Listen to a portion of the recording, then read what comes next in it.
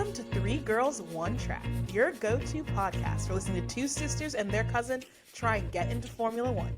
We're here to break down the ins and outs of what happens on the track and especially what happens off of it. Listen in weekly to get your fill of F1 gossip, race outcomes, and which Lewis Hamilton Fashion Week outfit we thought was the hottest. Hello, everybody. Podcast editor Afsa here. As you may hear in a second, we had some audio issues this episode, so please bear with us. Hopefully it'll be fixed by next time. And we also are amateurs, so we forgot to hit the video record button. So if you hear us reference us being on video, that's why. And hopefully you'll get to see our lovely faces the next time we do an F1 learning session. But enjoy the rest of the pod, and we hope you have a great time listening. So, have the girly pop seen that Bruno Mars has $50 million in gambling debts? What? That man owes $50 million for gambling.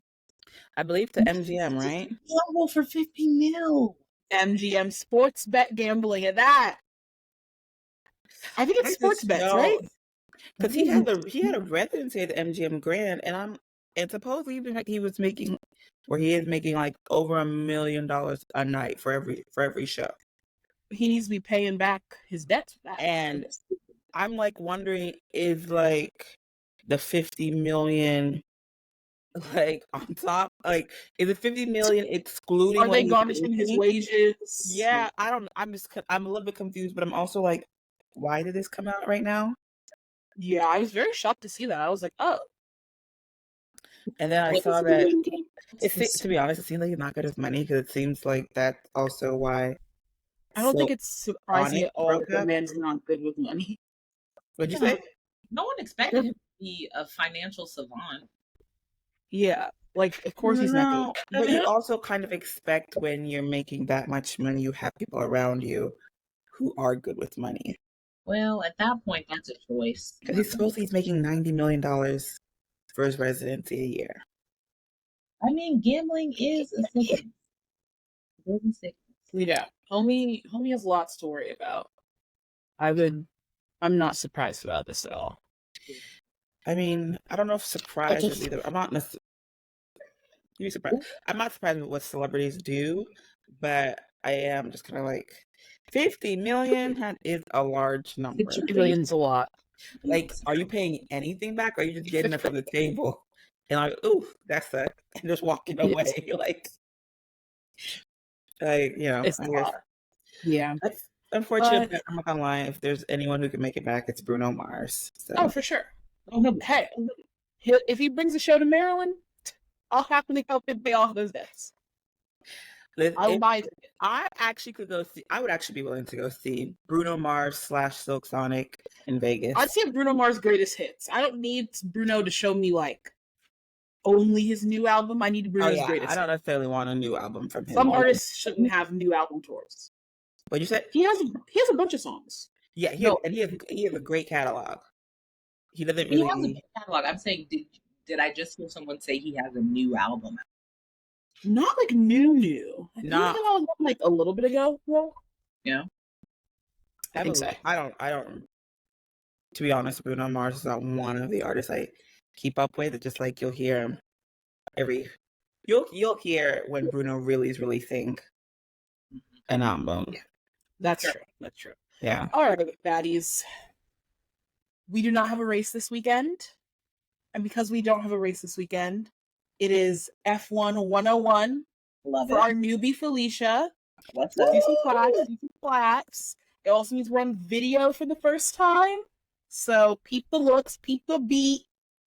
Absolutely gorgeous hosts. Gorgeous girls. 3 Girls, 1 Track. If you want to see us, we'll be on YouTube. If you don't want to see us, we'll try to make this as auditorily friendly as possible. But you're missing 3 face cards. You're also missing somebody who decided to be a Mac user experiencing the FaceTime camera effects whenever she makes a generic motion, like a thumbs up. Really? So peace sign. Thumbs up is fireworks. The heart, of course, is hearts. Okay. Peace sign. Oh, it's on. I thought No, yep, There there you we go. Viewers, she's gathering balloons over her. And then a heart for her heart hands. All things you can I tune wonder into the if YouTube and see. works with like the new. I don't think it works with the new heart. You're also Yeah. not good at the new heart, so like that might also be why it's not. Yeah, true. Alrighty. Well, we're gonna have a little F1 101. Give me one momente to share screen for the baddies. I made a little graphic, right? See what I did there? Oh, I like that. That's so cute. See what I did? I Lots, like it. lots of copying and pasting and cropping went into this image. I see. Trademark in there. You know, we're not getting sued. Yeah, it's not getting sued today. Yeah. All right. So F1 101. First thing I wanted to get into, which you've asked many times, Felicia, what is F1? Yes. So, who is she? Single seat motorsport. That means that only one person's in the car. Yes. Open wheel. It's exactly what it sounds like. Their wheels are open. Nothing's covering their wheels. Yes. And they're the highest class of motorsport under the FIA. The FIA has a French basis, so they're the Fédération Internationale des Automobiles. So the Federation of Automobiles. Yes, they're the governing body for a lot of different motorsports. Oh, okay. Really basic F1 overview. Right now, there are 10 teams with 2 drivers per team. Mm-hmm. You do not have to have 10 teams. They could add, they could subtract. But right now it's 10. Like Bex talked about on the last episode, due to some money stuff. Yeah, due to some money stuff, they might not. They don't want to necessarily add another team, but another team would be fun and funky. Sorry, what? I feel like that'd be interesting if another team came. It would be really fun. The 2 drivers per team, I also don't think is like mandated. I think you technically can have 3 drivers, but it's just not like an efficient way to run a team. Yeah. But wait, when you say 3 drivers, does that include like the reserve drivers? No, you could have 3 drivers who regularly drive your cars. Oh. It's just not like good team operation. I think Red Bull might have done that in the past, or some team in the past has had 3 drivers like contracted as the main drivers in a season. And it just didn't work out for them. Understood. Yeah. Currently they race on all continents except for Africa and Antarctica.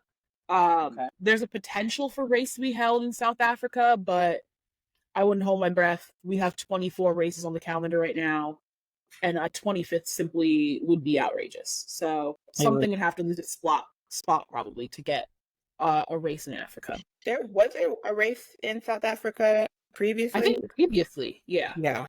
So it wouldn't be like a whole new thing. Like they have a track out there. Yeah. And there other track out there. Do they do like other motorsports out there in South Africa? Yeah, F1 tracks are used by other motorsports all the time. Heard. Yeah. And then they are owned by F1. They're owned by Liberty Media, which just like owns all the rights, broadcasting, all that kind of stuff. So they kind of oversee like the operations of F1. And yeah, a lot of people have some thoughts on Liberty Media. Liberty Media are the ones who did like the big F1 push into America. So a lot of F1 fans who don't like the Americanization are not happy now. They're Team Yang. Yeah, they're not happy about the dirty Yankees overtaking their sport. But hey, not the Yankees when all of them are in the South. Alex, you know what? Points have been made. All right. So you also asked about the F1 scoring system. It's not that complicated. Okay, go ahead. Okay. So basically, how many points you get is determined by how far in the race the total race length is. So, for example, if there was a big rainstorm and you only raced 1 lap, nobody would get any points. If there's a big rainstorm and you only race half the laps, there's a certain amount of points you get. If there's a big rainstorm and you race all but 1 lap, you get the full ones. So we have a breakdown across the screen. Full race points go all the way from 25 points for first down to 1 point for 10th. Anywhere between 2 laps of racing and 25% of the full race distance First place gets 6, and then it's all the way down to 1 point at 5th. For 25 to 50% of the race distance, first gets 13 points, and 9th gets 1 point. For 50 to 75% of the race distance, first gets 19, and 10th gets 1. And obviously, it's from 75 to full, you just get the full race points. They used to do half points, and I think people were really annoyed by that. So we're back to just full points. So I have a question. I have an answer. Me. How would they decide the differences between the points? Since I'm not seeing another. The difference between So first gets 25, second gets 18, third gets 15. Yes. Is it 7? So yeah, it's a difference of 7, then a difference of 3, then a difference of 3, then 2, then 2, then 2, then 2, then 1 for full race points. So it's sort of like a staggered distance between the positions to kind of keep like a good spread across like the drivers. Yeah. If you get fastest lap and you're in the top 10, you get 1 point. For sprint races, which are like the little mini races they have sometimes, there's 6 this year. You get 8 points for first, 7 for second, and then it trickles down until you're in 8th place. And then, sorry, what'd you say? I was agreeing. Oh, no. And then full points are awarded if you get over 75% of the race distance, or if there's like a red flag and then you start racing again, you also get full points. This caused a weird situation in Suzuka, not last year, but 2 years ago, because Max ended up winning the championship like unexpectedly, because Suzuka, I think they only raced like half the distance. So everyone was like, oh, they're going to do the half points. But because it was a red flag, then they resumed. They gave them full points because the wording is weird about what happens if it's resumed after a red flag, not just ended and then you're done. So. There's inconsistency. Yeah. Red flag. What is it?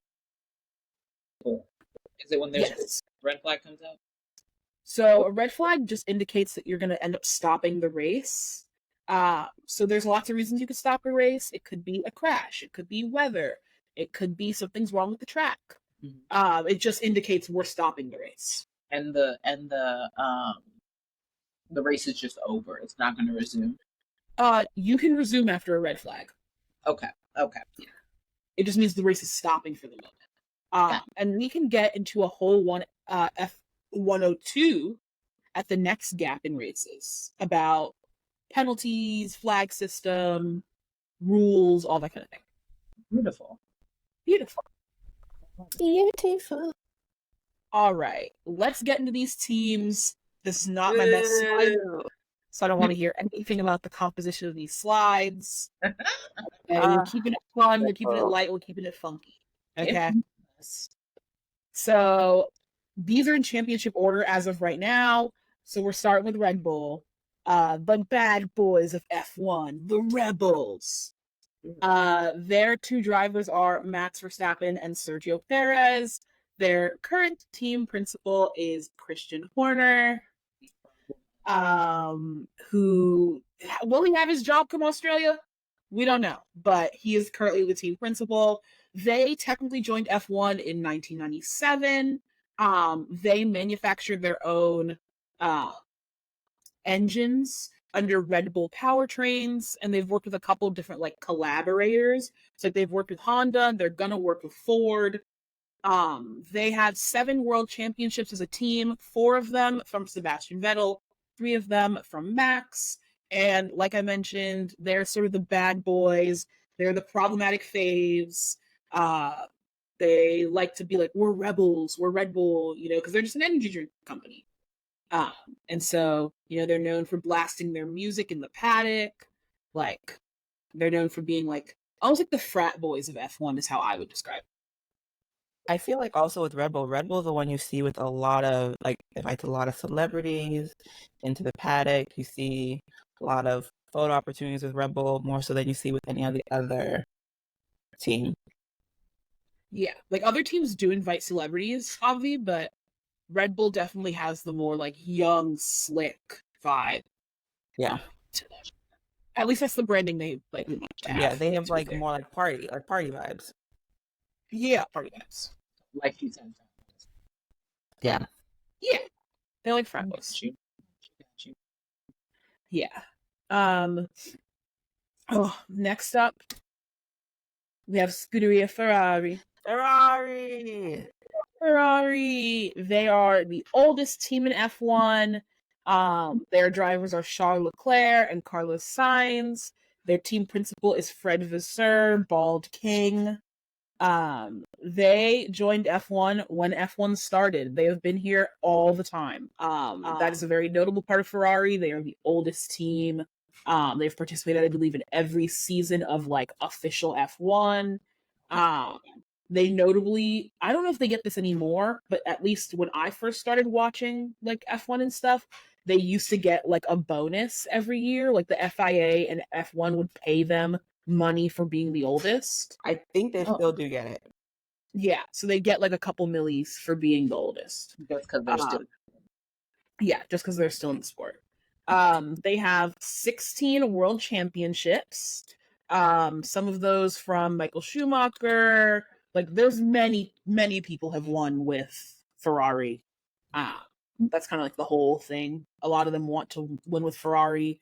That's why Lewis, he's like, I want to drive in red. A lot of drivers are like obsessed with the lore and the legend. I think Ferrari kind of have like. One. I remember reading something. They're like, when you ask a little kid to draw a car, they always drive like a red car, and that's sort of and it's been attributed to Ferrari. That's sort of what kids think of when they think of like race car. They think of like the sleek red car, and that's what Ferrari's kind of hung their hat on all these years. Yeah. They have very old money vibes because they are the oldest, and they also make their own engines.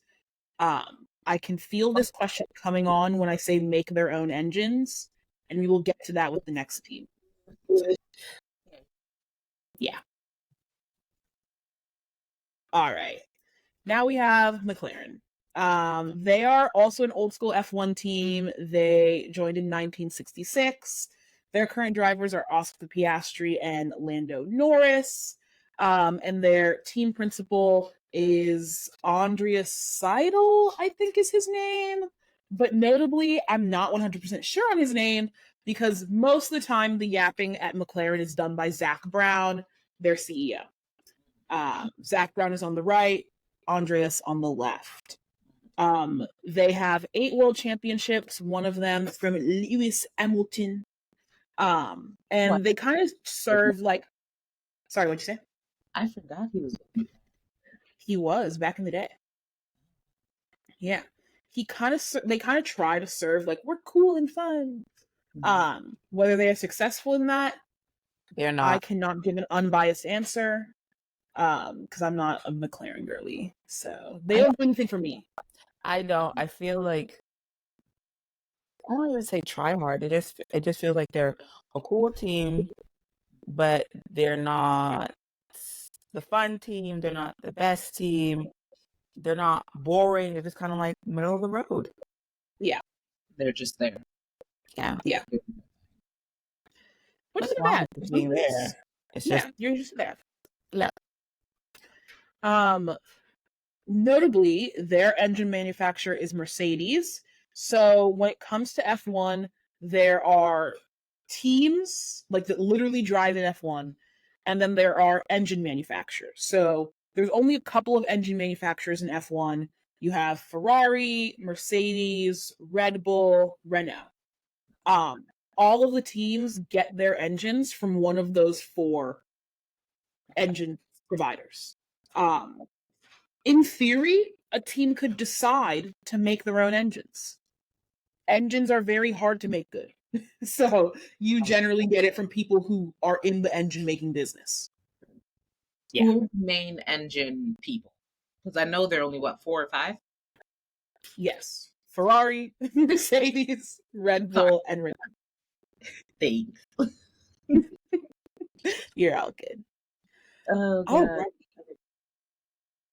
on to these people. Mercedes AMG Petronas Formula One team. They joined F1 in 1970.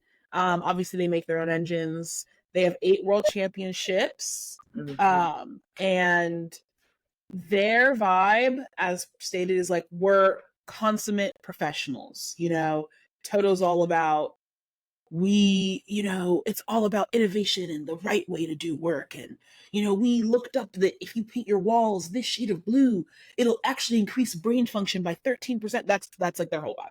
Oh, God. And you know what? I was actually watching Drive to Survive, and Toto really is like obsessed with everything looking a certain way. And I'm talking down to his shirt.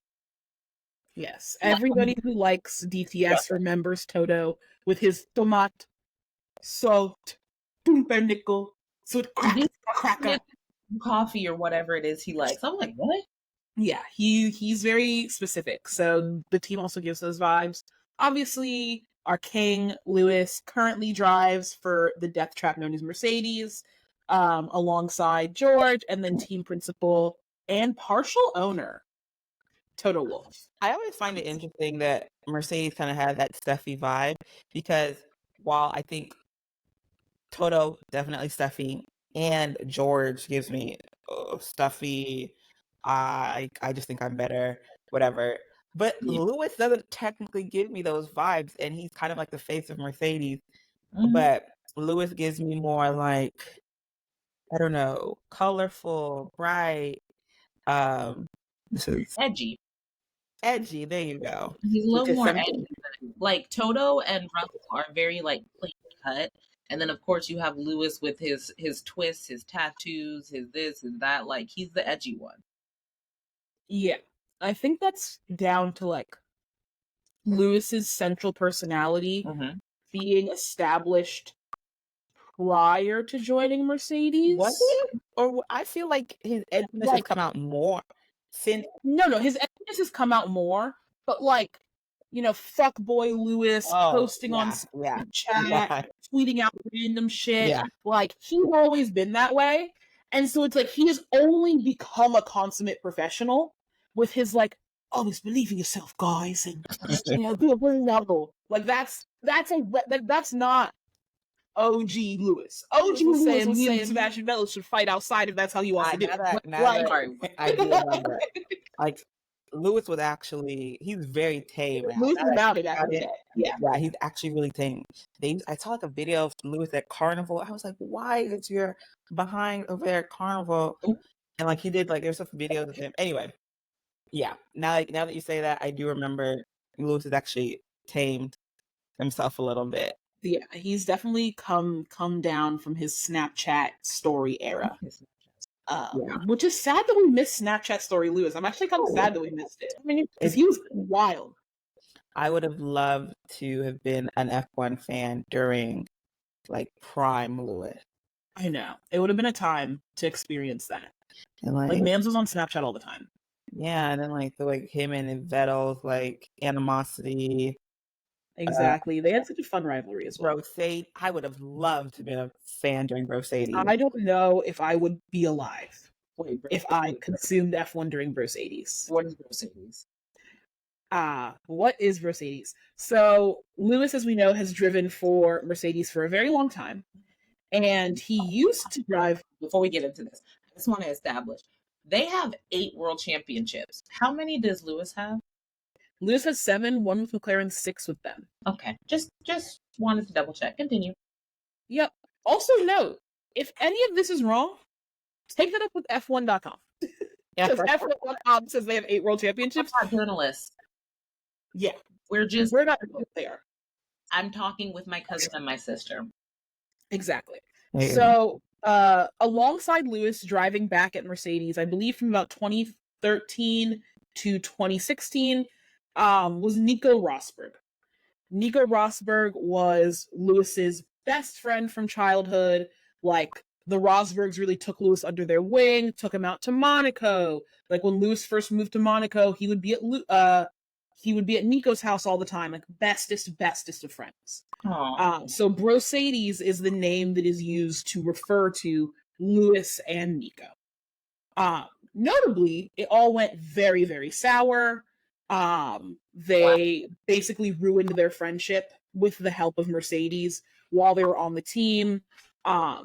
Like Nico has notably said that like it basically took every single ounce of his mental health and willpower to beat Lewis in 2016.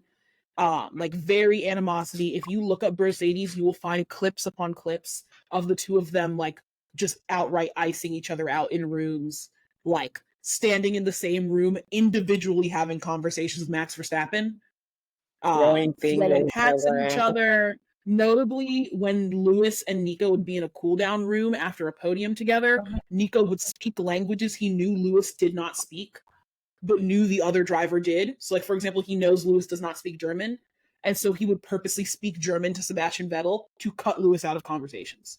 And Sebastian Vettel would go back and forth between German and English to not cut either one of them out of a conversation. Where is now? Who? What? Nico, only man to beat Lewis Hamilton in equal machinery. Rosberg, still lives in Monaco. Him and Lewis actually live in the same building. They appear to have semi-squashed the beef. Semi. Like Lewis gives his daughters Christmas gifts. Oh, that's sweet. So it's very sweet. They've semi-squashed it, but like obviously, you know, you went from like besties to rivals to enemies. I mean, you come back from throwing things at one another, icing each other out in the same like room. Like it's kind of come back from that. Yeah, it's one of those things where it's like, but also how do you not come back for it? Like I think Crofty, one of the commentators, notably said like, you know, childhood best friends, you know, roommates, rivals, teammates, everything but lovers. So like there's a lot of baggage there with Lewis and Nico. And so it's like, will they ever be besties? Who knows? Maybe not. Also, at risk of speculation, I will not say what the internet thinks about Lewis and Nico, but I implore you to go do your own research on how the internet feels about Lewis and Nico.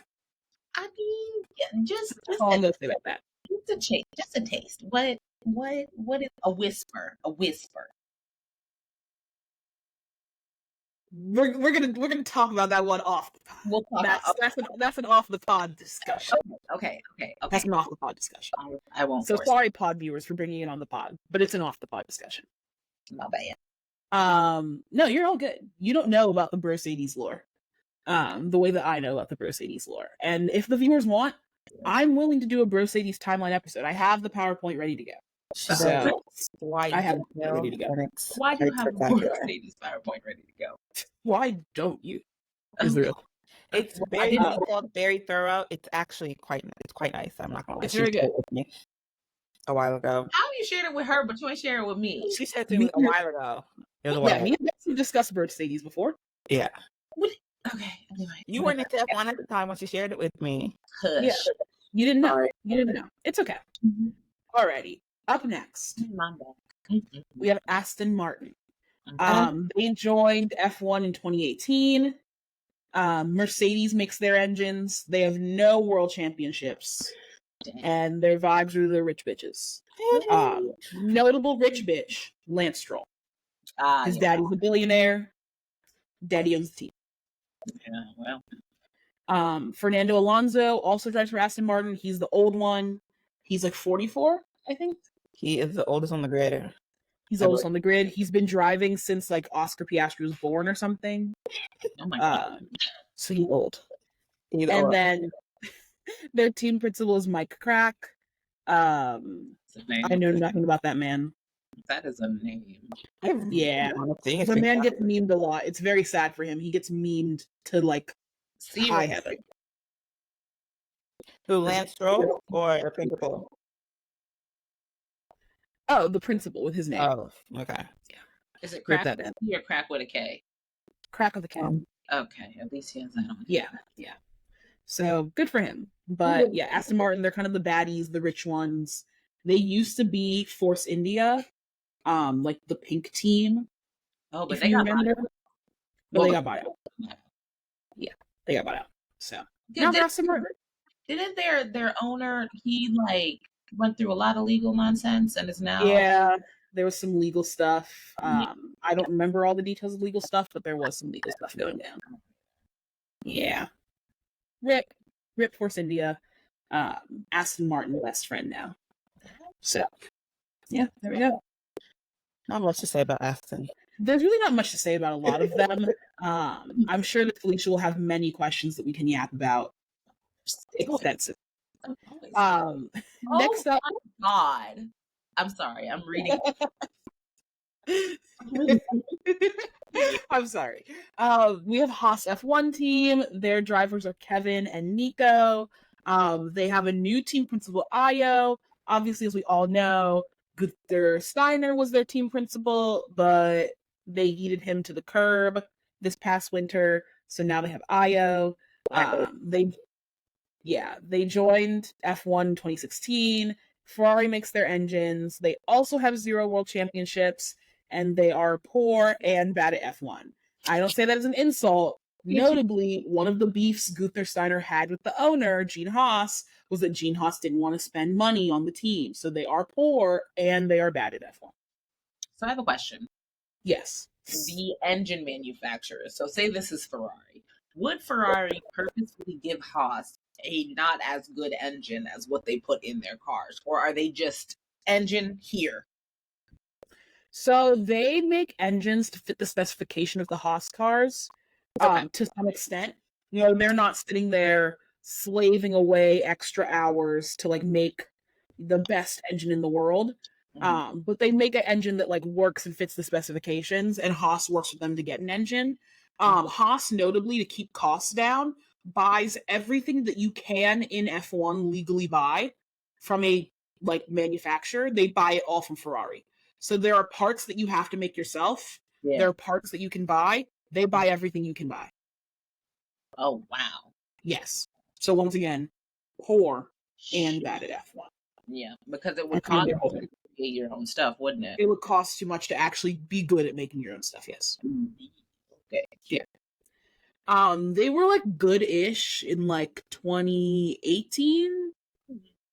You know, they were close, they were good, but for a while now they've been poor and bad. Gunther was still fairly early on the team, right? Yeah, it was their third year of being a real team. Was Gunther there from the beginning, or was he just there in like 2018? No, Gunther's been there since 2016. Okay. Yeah. Funny thing about Haas, they had a sponsorship with Rich Energy, which was like a energy drink company, and it was all kinds of messy. There's whole books about how messy it was. Red Bull competitor. I hesitate to say that Rich Energy is a Red Bull competitor. I think you have to be an actually popular energy drink company to be a Red Bull competitor. True. So yeah, I would not insult Red Bull in that fashion. And hasn't Haas, the official name isn't just Haas. It's something else, right? They're MoneyGram Haas. F1 MoneyGram, okay. I was wondering. Yeah, because their title sponsor now is MoneyGram. Mm-hmm. Yeah. But yeah, if you want to know more about the whole Rich Energy thing, I believe the book is called Racing with Rich Energy by Alanis King. And oh my gosh, I'm struggling to remember the co-author, but she has a co-author. The co-author is absolutely fantastic. If I remember the name of the co-author, I'll include it in the show notes. Shout out Alanis King for sometimes responding to my tweets on Twitter. You know what we're going to do? What? We're going to need to go over not the conspiracies, the controversies, because I am very much not up, and y'all just keep dropping titles on me that I cannot understand. That's valid. We can totally get more into Rich Energy. And I can walk you through the F1 iceberg. I also might just recommend you YouTube videos on the F1 iceberg, because those people will break it down significantly better than I can. And also, but I need to also realize, like, F1 started in 1950? Like, there's so much. I'm talking about the good stuff, not the stuff. No, I'm even talking about the good stuff. Like, there's like, good stuff. Like, it's like even back in the 50s, there's like good stuff. The Nazi orgy. Yep, I think the old owner of F1 had like a Nazi orgy or something, and then he didn't deny they were Nazis, but he denied some other small minutia detail of the orgy, and everyone was like, that wasn't the problem with the situation. Gosh. But yeah, there's just like a whole lot of details about F1 that it's just sort of like you really can't go over all of them. Or should be But here we'll all try. day. Yeah. But you can go over like you can do over like maybe the more recent ones. Yeah. Yes. Yeah. And like, we can try to do that. that maybe impact some of the teams that are Go still over on the grid relating or to- drivers who are still on the grid, sorry. Say that one more time. I'm sorry, Bex. I said, you could actually like go over like the current, like some of the more recent ones and the ones that like involve some of the drivers that are still on the grid. Yes. Yeah. Let us continue. We got you. Next up is Williams Racing. They joined F1 in 1978. Mercedes also makes their engines. They have 9 world championships. Wow. And their vibes are fallen legends because they used to be the baddies. Like they were Clearly. bad bitches. They were. They were bad bitches, and they have fallen off greatly. What happened? So every couple of years, there's like engine and like F1 regulation changes, and so sometimes you can just end up on the back foot.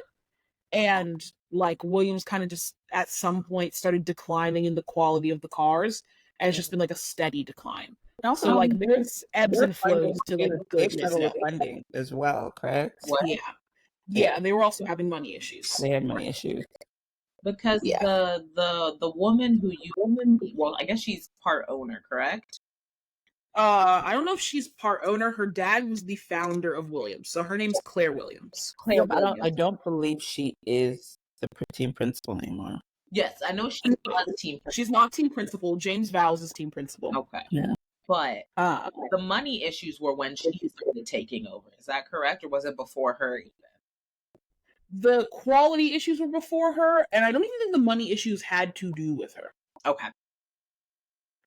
She just happened to be there while they were happening. Because I think they still, like, they're working on it now, and they definitely are better. But to my knowledge, they weren't like a thing that she caused. They were more so like a parallel timeline situation. Like a situation she happened to be there for. Yes. Also, so drivers for Williams, Alex and Logan, team principal James Vowles. I would like to say, I'm a James Vowles stan 10 toes down. Really? I love James Vowles. I think he's my favorite team principal, like as a person. Oh wait, this is the new guy. This is the new guy. This is the guy who everyone thought he was a Toto clone, and then he's now way hotter and way more likable than Toto. Well, I think I messaged you and I said, "Who is this that looks just like Toto?" He looks exactly like Bono. You said Bonington. You say what? You said Bono. When Was you it? texted me. She said Bono. I don't know. There's about 3-4 of them that look like the same white man. Wait. Yeah, she said Bono. Hence why I wait. What are you talking about? Bono the singer? No, that was a race engineer. I don't know. Listen, they look like the same. I'm getting fairly no confused. sense. But You think he looks like Bono? who? No, Felicia DM'd me on Instagram. Yeah. And she said, Standing why? to a man who they looked alike standing next to one another, right? She DM'd me and said, who is this man that's looking just like Toto? I thought it was him, but apparently it's this Bono person who I don't know who he is. But now I'm just coming to realize that half of the track just looks like Toto. Also, this guy studied under Toto, or like he worked with Toto for a while. After Felicia, after you explain, I still don't understand what you said. I'm gonna cover many things that were said just now. One, James Vowles worked at Mercedes. Correct. Recently became team principal of Williams. Correct. Great. Thing number 2. Oh God. The words that Felicia DM'd me were, why does Bonington look like Toto? Oh. That is the only person you could possibly have been referencing was Lewis's race engineer. Okay. Anybody listening to this podcast, I beg of you, look up Bono Lewis race engineer and tell me, call in, email in, comment on the Instagram. That man does not look like Toto Wolff. Okay. He looks nothing like Toto Wolff. In fact, when we inevitably clip this for the Instagram and use this as an Instagram clip, I'm going to put up side-by-side photos, okay, of Toto and Bono, and we're going to stare at those two looking nothing alike. Not shorter than Lewis. Just A blind person could tell them apart, Alicia. He has moments of looking Toto-esque. I can't wait to put this on the Instagram. Oh God, I can't wait. It's okay to be wrong, Alicia. You don't have to double down. It's okay to be wrong. You don't have to double down. Silence. Whatever. I cannot wait. I'm like ecstatic about it. Did you have your glasses on that day? Maybe you didn't have your glasses on. Maybe that's why. You know what? Maybe I didn't. Maybe that's why, because it's really sad. Yeah. All right. James, moving on. Okay, fine. I'll shut up. It's okay. We'll have a Q&A portion afterwards. All right. Now we have Stake F1 team Kick Sauber. They got lots of horrible name. Horrible name. They're just Sauber to anybody who cares. Yes. Their drivers are Valtteri Bottas and Zhou Guanyu. Their team principal, I'm going to be real with y'all. I don't know this man's name. You couldn't pay me to remember this man's name. Notably, he is so, in my opinion, non-consequential to the internet at least, that when I searched for pictures of him, I could not find pictures of him in the new Stake uniform. Mm-hmm. But the internet is insisting he is still the team principal. So I had to put him in the old Alfa Romeo uniform. I could not find this man. So sorry to this man. Sorry to him. Because you don't deserve to be this unknown. Okay. Yes. They joined F1 in 1993. Their engine manufacturer is also Ferrari.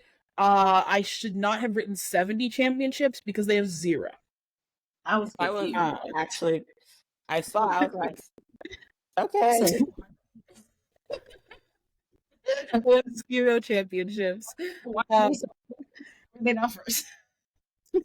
Yeah, they have 0 championships. And they are baby Ferrari, but bad at F1.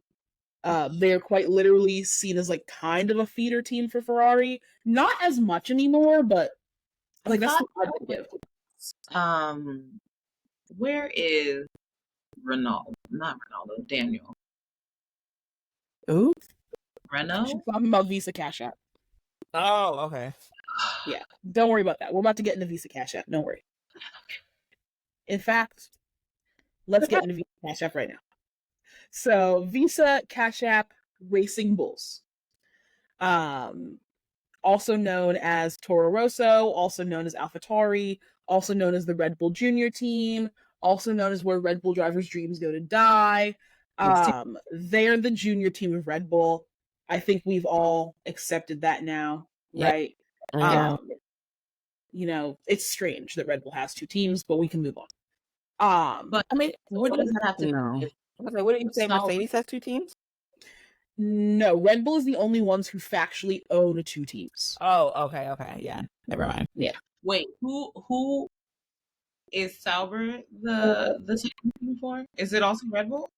No, Sauber is its own team. It's associated with Ferrari.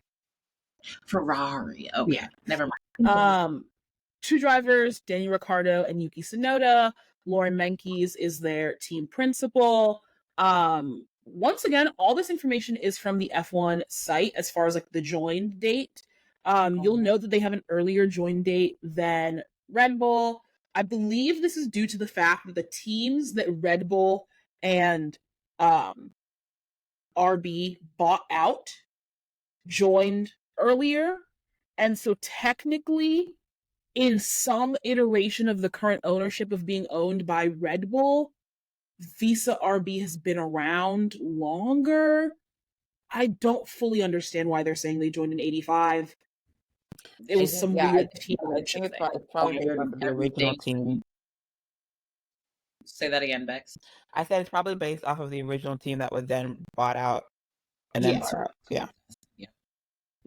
Red Bull does make their engine. They have zero world championships because once again, This is where Red Bull drivers go to die. It is also where young Red Bull talent gets like brought up and trained, but it's like it's a 50-50, right? So for example, Max Verstappen drove for the Red Bull junior team and then he became Max Verstappen. On the contrary, Daniel Kvyat drove for Red Bull and then got demoted to the Red Bull junior team when Max Verstappen took his seat and his girlfriend and his baby. Wait.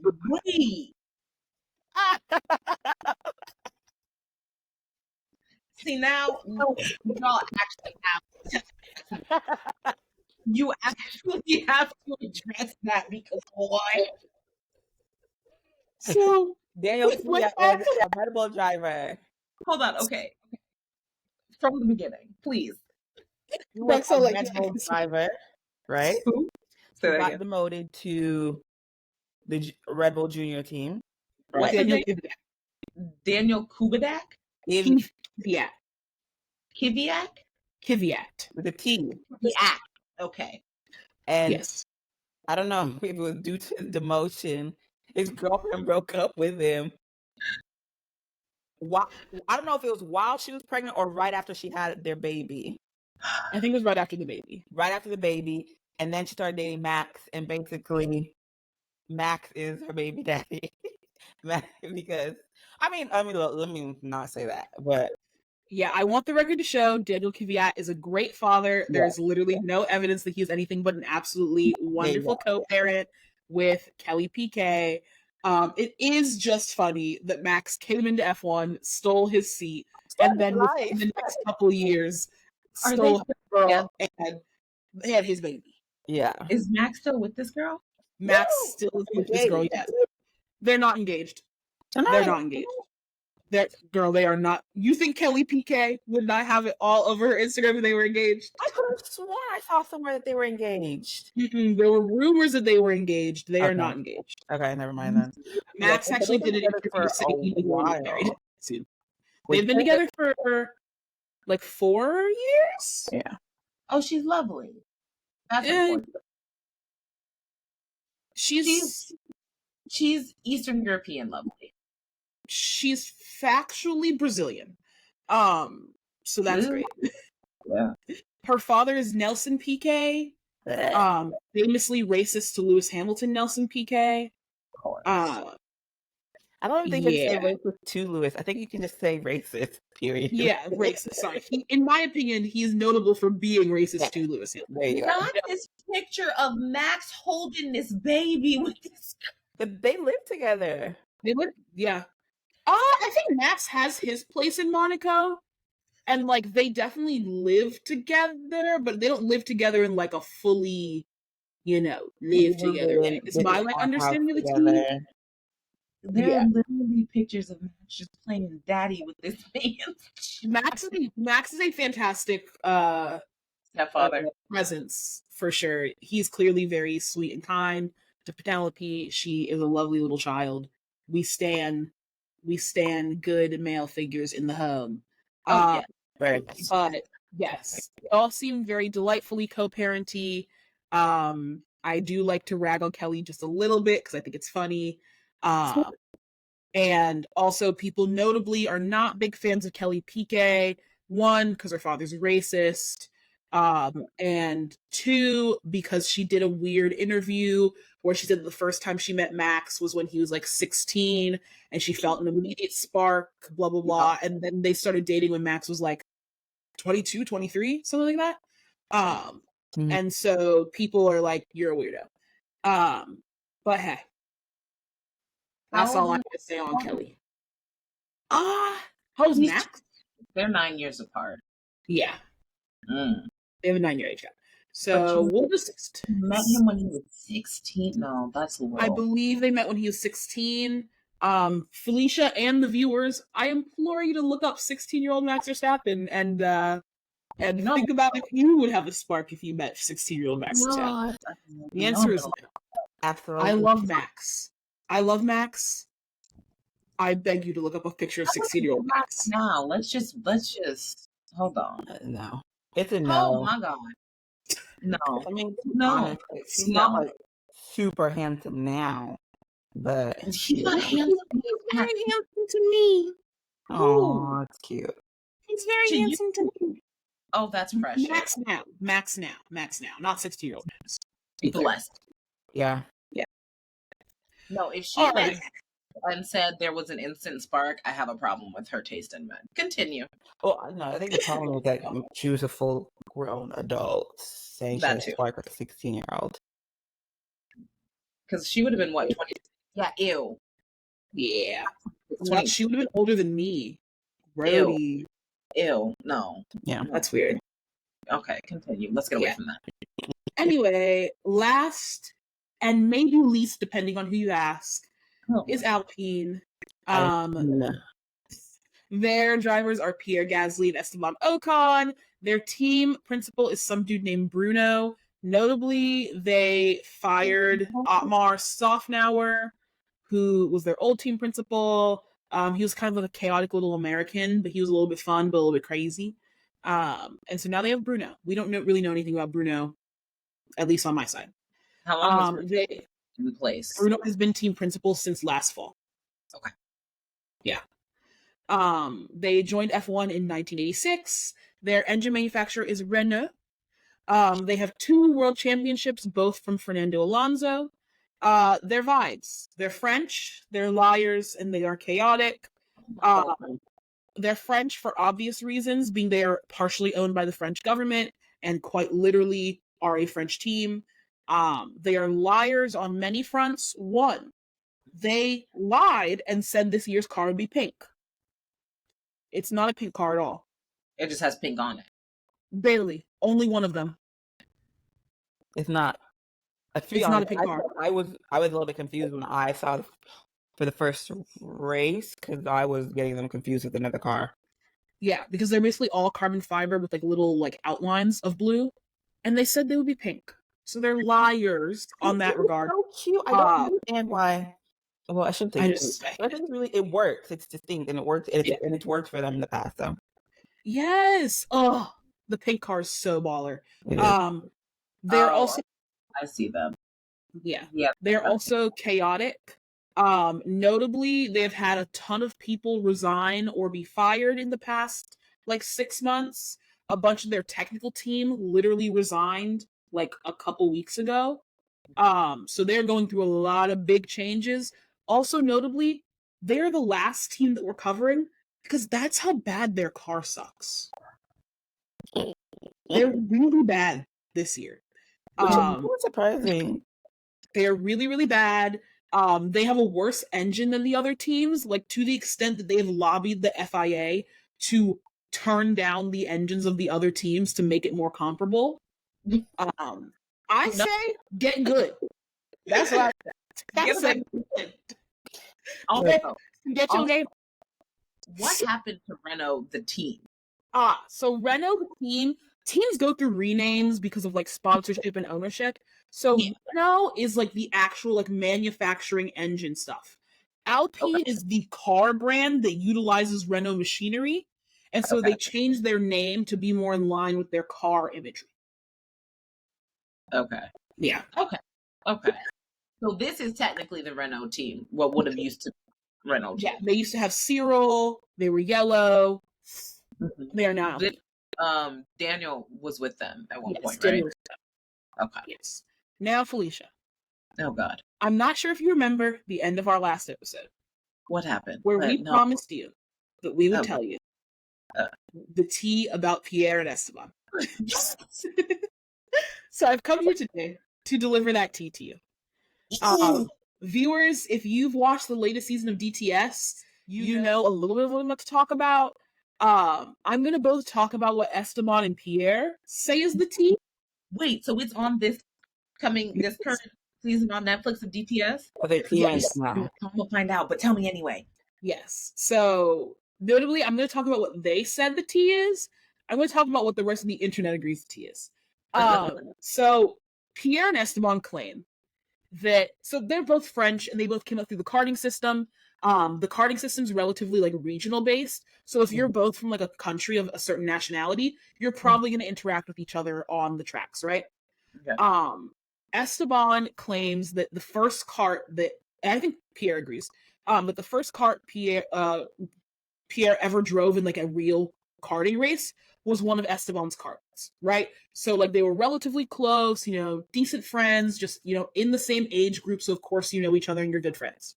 Mhm. There's some karting incident where Esteban is ahead. He and Pierre get into like an overtaking battle. Pierre overtakes him, but something happened during the race that then ends up getting Pierre disqualified. Okay. Note, they claim that this happened in like 2008. You didn't even say ever. Yeah. So they claim that this happened like when they were children, and that, like, it was just never the same between us. We're cordial now, but things were just never the same. Like we didn't like each other for a long while because of it. Me and almost everybody else on the internet calls absolute fucking bullshit. You have not been holding a fucking 15-year grudge over one overtake. Like, dude, you look like fucking idiots here. Something And he was even qualified, so I don't understand why they would. Yeah, it's not like Esteban did anything to him to make him.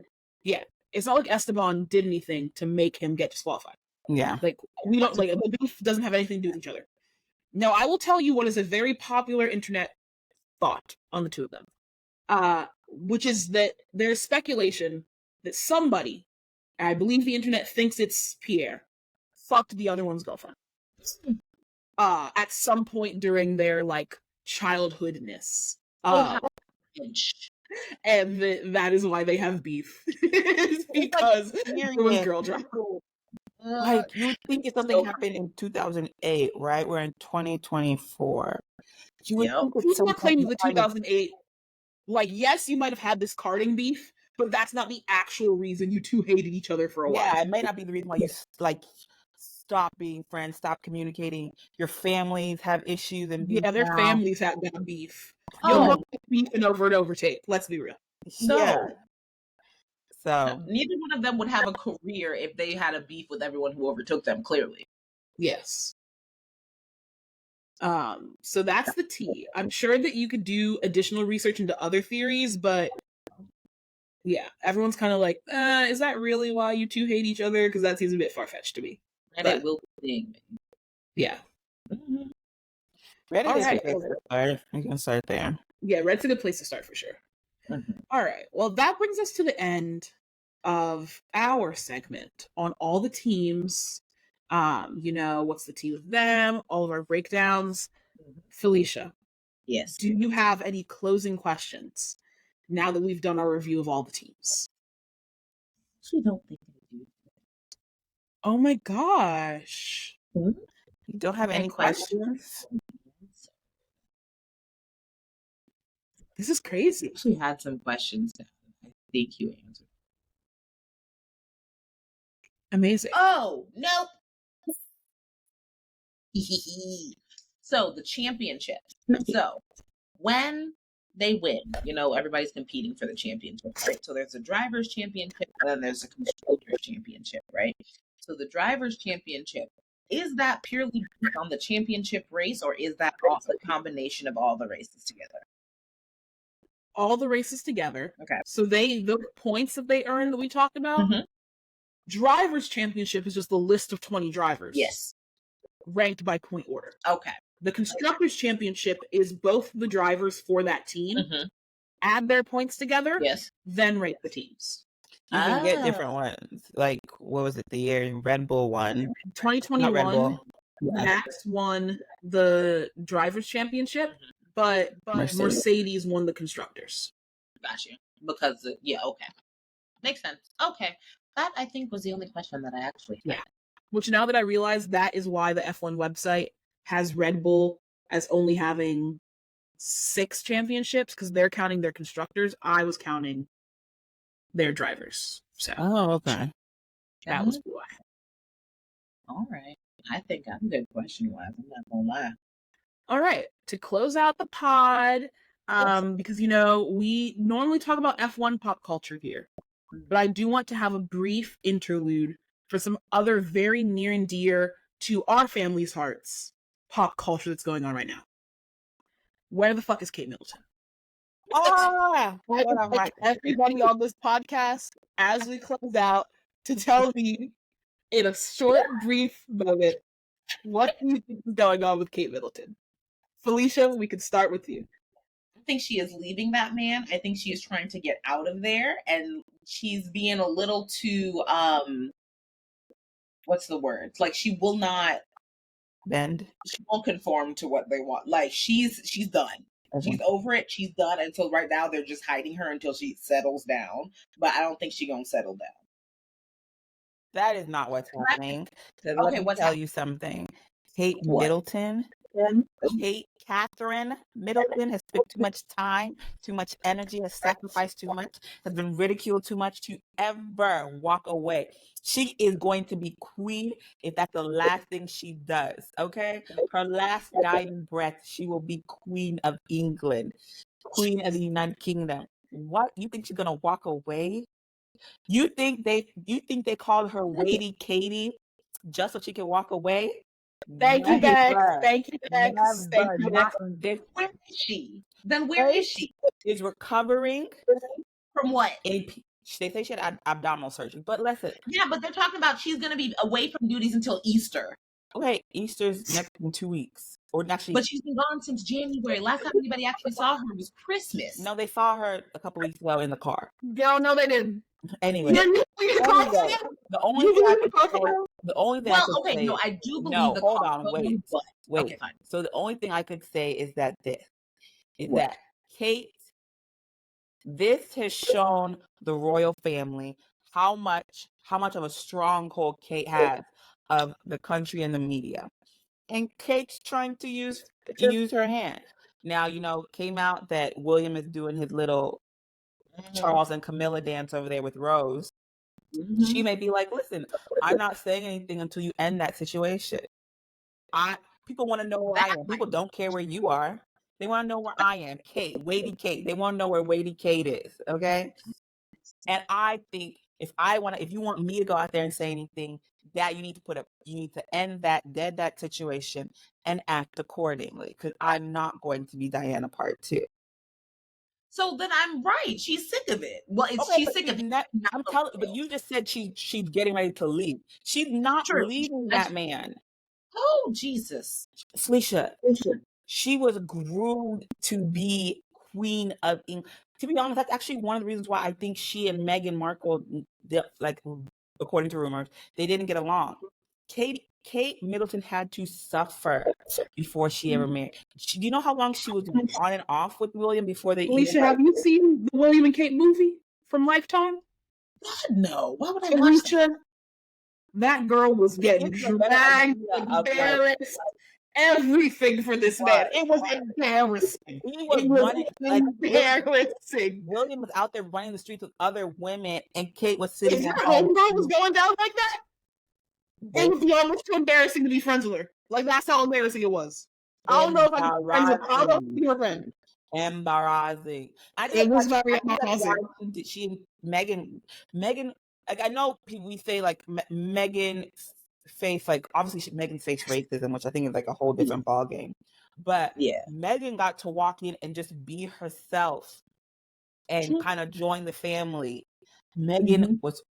Kate was put through the ringer. Certain people. Like the suffering is different because like Meghan has suffered. Don't get me wrong. I'm never going to say that Meghan hasn't suffered because she suffered in a way that Kate will never fully recognize or ever have to deal with. But Meghan also has a husband who is going to at least attempt to do what's best for her. Yeah. He's going to do his best. William, on the other hand, no. Yeah. That segues us into my theory, which is I think that you're both a little bit right, a lot of it wrong. One, as Dex already stated, that girl is not willingly leaving William. This is her life. Okay? I will rest. However, I'm personally on team.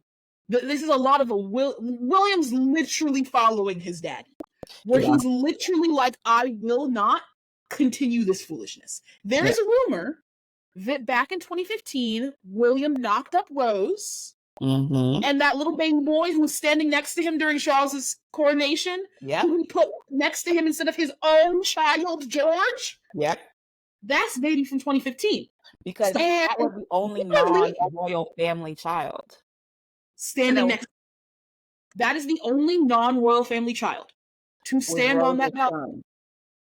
Was Rose's son, who would have been conceived around the 2015 period. Now, notably, it is rumored that Rose is once again pregnant. Nope. And keeping the baby. Nope. And this may have catalyzed some moving and shaking. And I would not. Too, Rose is around the same age as Kate, if I'm not mistaken, but her husband is like 65. Yeah, which supposedly a gay lover in the countryside. You know, it's Camilla and Charles. Like they are both married, both took vows, and they're sitting here just acting like. I'm not gonna lie. With Rose's situation, I think those vows were a little bit. Well, we know what those vows were, if you will. Yeah. Oh, okay. But hold on. If this woman really is pregnant again, I would not be surprised by Catherine raising him. Now, she's more than justified. Like I've seen like very much people always say like, oh, Harry was Diana's child and William is very much Charles's son, and I can see that. I can see anyway. Yeah. I interrupted you in your point. No, you're okay. I was gonna say I mostly brought this up because apparently the BBC has been put on notice to expect news. And the BBC reporters, they were just saying like, this is crazy. So we will keep our lovely listeners who probably what did you say? Big news from the Royal Palace. Oh, okay. It could be anything. Like it could be anything. They have just put out, what is it? A kill notification? Yes, a lot of publishers, so AP, other news organizations, I think Al Jazeera as well, put out a kill notice to not distribute that Mother's Day photo because it had been significantly doctored. Also, another thing, that tweet that they made her put out after that photo came out, what is that? What was that? They don't like delusion. It was delusion. It was absolute delusion to think that we would think the homegirl was up late night in Adobe Creative Cloud editing a photo. Like what? What are interns for? Because you can obviously see in that picture, because you can kind of see like on like you can see like a zipper. You can clearly copied and pasted an old photo of her onto the, like I don't really know what's going on with the kids. There's like if you look right around her neck area, you literally see the line of where they put her face in. And like the kids, you can see like they edited some of the kids. I'm not gonna lie, the picture is a little bit frightening with the kids all like smiling like. Yeah, I didn't love that. They're different colors. Like all the different stages of like missing teeth. Yeah, it was definitely spooky, but we'll see what the Royal Palace supposedly tells BBC. There's many options we could be looking at. I still really need answers on why, Harry flew to England, saw his daddy for 45 minutes, then hopped back on a plane. I think, to be honest, okay, your mommy has cancer, you're going to see her for 45 minutes? I mean, so from what I understand is that, from what I understand, and obviously I live in Houston, Texas. I don't know anything. But is that it was not a planned trip, at least like Harry did not coordinate with the royal family. He went on there on his own. I could see him showing up being like, Daddy, I can't check up on you. And they're like, why the heck are you here? And he's like, forgot who I was talking to. Bye. You reminded me why we don't do this. Yeah, it's like, oh, I forgot who you were, but thanks for reminding me. I gotta go home to my real family. Okay. This is not it. My children and my wife. Yeah. I do hope that they come out with some information soon, because it's weird where you have like a whole, like basically the whole world is like, where is this woman? And it's like hours after birthing children, they'll stand there with the baby. So I don't know what kind of abdominal surgery she's having, but like, and I mean, like, I understand like she deserves to rest. And that's just the one thing I do say. If she really has had the 100%. surgery, But if like, the which it entire does world seem like she like did me have were some type of surgery. I think it's sort of like the recovery, and I don't know if that's kind of been extended. But I just personally think that take her out for a pap stroll or something. Like, it's not going to be the end of the world if she were to just, and that's the be thing. walking. I mean, I don't know if y'all ever saw it, but like they did like like the paparazzi kind of ran up on William and Kate when they were out for like a bike ride with their kid. And it just so happened to show William in his protective father mode. Like, they could do something like that.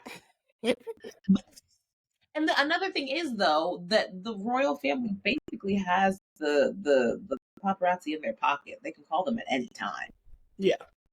They literally can call them at any time and set up, just like how they caught her in that car. They can catch her doing something. Let her go for a little stroll. Let somebody see her behind the gate. Yeah. Except they didn't catch her in that car. I think we're delusional if we're saying they caught her in that car. Please be real. They didn't catch her. Mama and probably her. Yeah. We're going to have to agree to disagree on that. Yeah, probably. Yeah. No problem. That's Any closing thoughts from the baddies before we wrap? No, I just went from everyone to full on royal family. That was fun. You gotta have a fun outro from people. Yeah. Wait, so what is Australian GP next week? Yes, Australian GP is next week.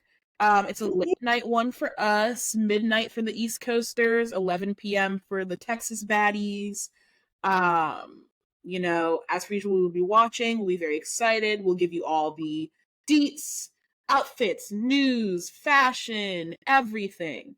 And this is not the sprint. The Japan Japanese GP. Is that the first sprint race with the Chinese GP? I think it's China.